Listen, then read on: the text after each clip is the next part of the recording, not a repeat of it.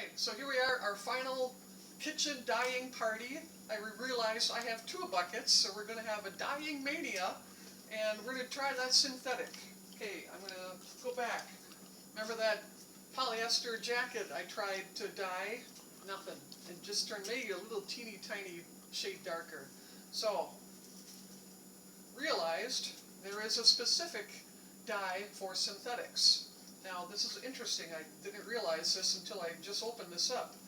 What you have to do is you need a pot of boiling water, stainless steel pot, and there's 2 components to the dye for synthetics, the intensifier and the powder. So we're going to do this, we're going to learn together. Okay, we put this in our big, ooh, interesting, this is a liquid.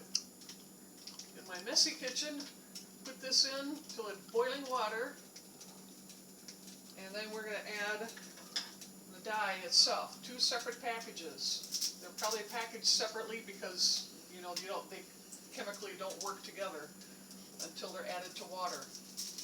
So, it's being stubborn. There we go.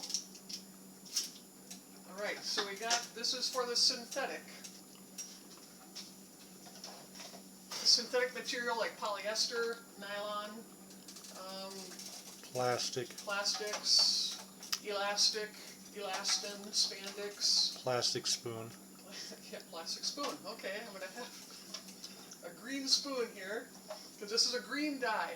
Because what I'm wanting to find out here is when we put this color in its opposite in a synthetic dye, what will it do? Will it turn green, or will it, tone down the color?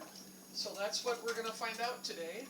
That's the goal. And we got a couple other things here I'm going to try out. So let's try to get it wet here first. Oops. Lost my water.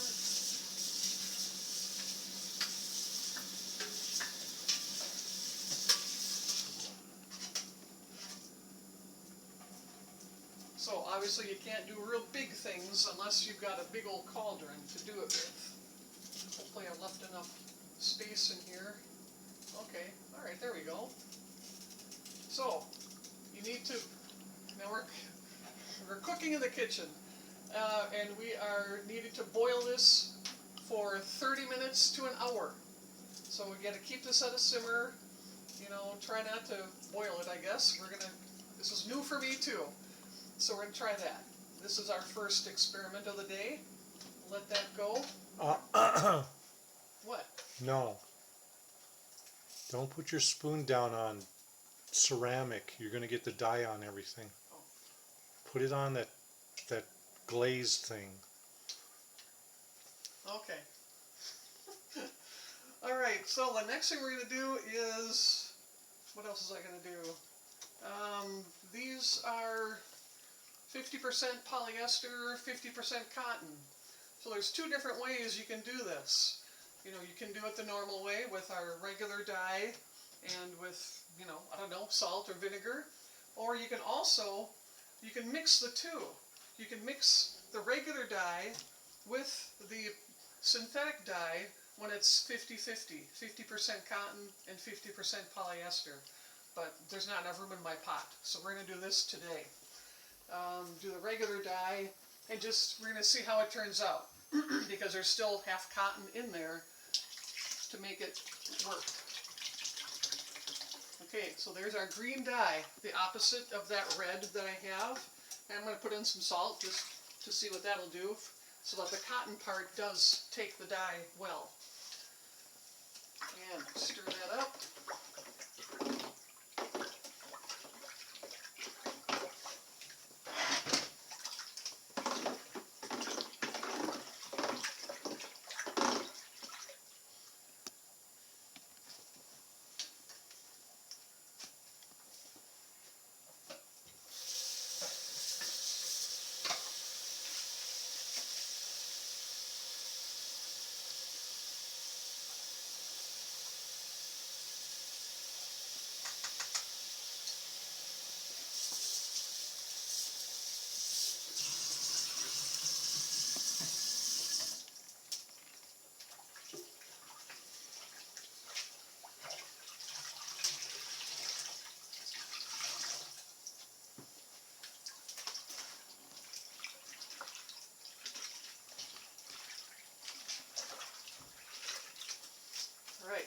we got those two going. This final one is a little more tricky. Here, this. So I'm going to take off my jewelry because dealing with bleach, I'm not going to take any chances because it can oxidize your jewelry. So make sure you have your gloves. Watch. Yes. Oh, watch too, right. Big thank you to my husband for doing this for me, helping me out. It's hard to put on gloves when they're wet. And we'll put on our gloves. Goggles. Yes. Our beautiful apron and goggles, especially when you're dealing with bleach or other hazardous chemicals. Alright, so I got about 3 gallons of water in here, hot water. I'm going to start with like half a cup of bleach. Just because I don't know. I just don't know what it's going to do or how much you need to do this.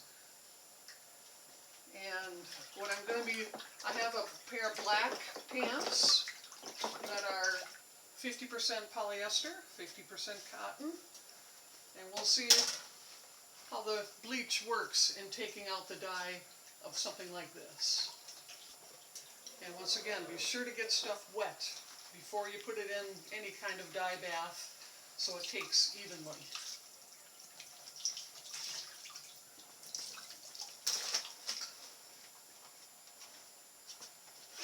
Now here's an important step that will help prevent your dye from bleeding when you do wash your clothes, the next few times. And that is Color Stay. It's a dye fixative. RIT makes one. This one is suitable for most natural fabrics. And what you're going to do after you're finished with your dyeing, dump out the water and then rinse out the clothes really good in the sink. Rinse them out really well. And then put in, again, your 3 gallons of hot water. And then you just need 4 tablespoons of your fixative. Mix that up. Then add the clothes you just dyed and rinsed out, and you'll have it sit in that bath for 20 minutes. And then after that's done, then you can go ahead and launder as usual and be able to wear them. And this, hopefully will prevent the dye from running the next time you wash your clothes. And you might be dyeing the rest of your load as well. So let's give this a try. This is the first time I'm trying it, and it should work hopefully in the long run for you. Okay, thanks. All right, well, I feel like I've been slaving over a hot stove all day, and here's the results. Kind of surprising. Okay, this was the synthetic polyester jacket. Now, I had everything cooking in that last batch for almost an hour. So, now this was a hot pink, and now it's kind of an interesting brown. But, of course, anything plastic, the zipper, does not take the dye. So that's the results of that. So-so. This outfit, this was the 50% cotton, 50% polyester outfit. They're both the same, a top and a pair of shorts. Kind of an interesting color. Now these we dyed the dark green, the same as that. The dark green for the synthetic, the dark green for the regular RIT dye. Interesting. A pretty purple, kind of a deep wine color. Yeah, turned out pretty well, I thought. I had no idea what to expect. So dyeing something the opposite color, who knows? It could be a nice surprise like this was. And this I threw in as an afterthought. You didn't see me put this in. This is 100% cotton, and pretty much the same result. We had nice deep wine color that turned out from using that dark green on a red cotton shirt. So another nice result with that. And just to kind of talk about a few things about the dyeing process that I've kind of picked up and learned just making this video. Once again, synthetics need their own specific dye in order to make that happen. Otherwise, it won't. And then the regular RIT dye, for most other fabrics, cotton, wool, silk, rainy, rayon. Rayon is a sort of a natural fabric. It comes from wood pulp, plant cellulose. And also be sure, this is hopefully will make a difference when you're wearing your clothes and washing them further down the road, is to use the colored stay, the dye fixative, so your colors don't run in the wash and start coloring your other clothes. These are some of the things I had dyed beforehand. I showed you this one. This was the black top that we did the color remover on. And, well, I do not love this color. I love the top. So a couple things you might try when you end up with this is you have to go darker. And it would be better to stay in the same color range. Like if I were to play with this, I'd go either a dark brown or maybe a dark green. Or you can go back and put it through the color remover again and see what else you come up with. And then you can go a different color. Now these were ones that were white. These were white tops that I dyed teal and navy with a little bit of taupe. Now they're not real intense colors, not like you see on the RIT package. Whoop, wrong one. The RIT package, it's not this deep intense dye. If you want a deeper intense color, you can use two packages. The two packages of the RIT dye to get a deeper color, or do it again, and then be sure to use your fixative. So those are just a few things that I've kind of learned along the way here, and I hope they've been helpful to you. I'm not an expert, but this is what I've learned so far, and so I hope you can take it and have success in your own dyeing parties. Thanks. Okay, well, we're just going to wrap it up. This will be the final segment. And just as a final note, just want to show you some of the garments that may not be good candidates for dyeing. This type of a top has these embellishments of it might be a different fabric, but this may not take dye evenly. That's just one example. This one, you see a lot of these mixed media type of tops.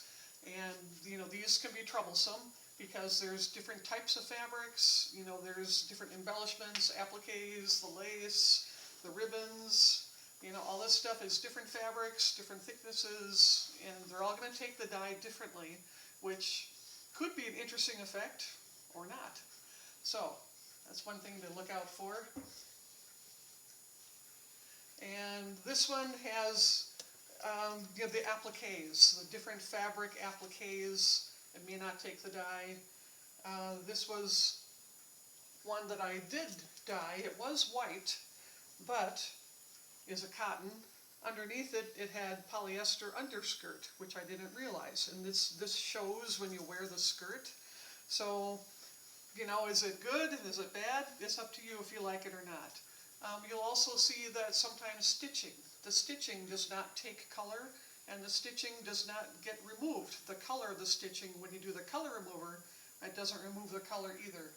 So, and even this skirt I'm wearing, although it's a perfect color, it has this under netting, which is a different fabric, probably polyester. So if I were to dye this, they would be totally different colors, different looks. And once again, it's up to you to decide if that's something you want. It could be an interesting effect or not. So anyway, so that kind of concludes what we just did here on the video, a basic how-to on how to dye your garments. Be sure to check out other resources on the RIT website, and also in your Dressing Your Truth members area. They have a couple club night recordings, showing how to refashion your clothes in different ways. And also there's a document to download with the different colors you could use from RIT that are type 2 colors, and recipes to make different colors. So there you go. Be bold, go forward, try out some new stuff. It's fun, and see what you come up with.